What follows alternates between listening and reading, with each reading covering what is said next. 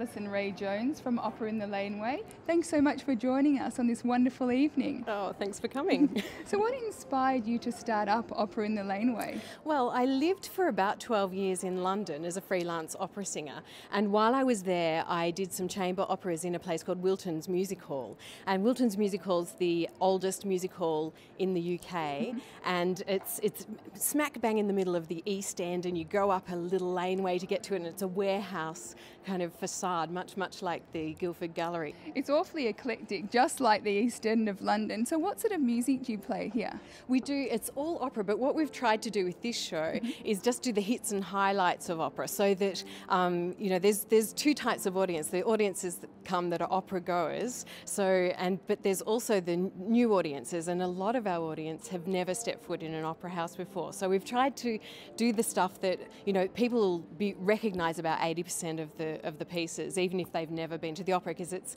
songs from movies or from advertisements or cartoons. So it's things that are kind of in people's consciousness without them even knowing.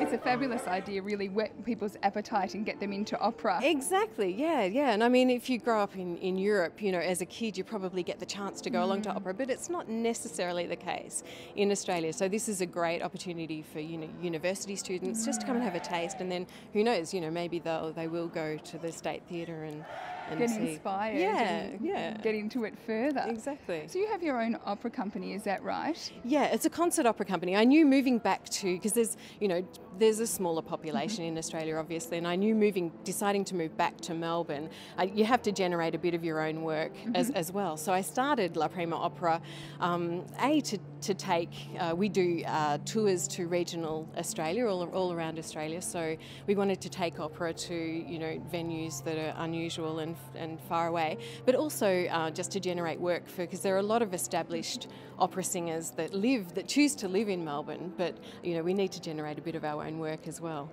Fantastic. And what's next for you?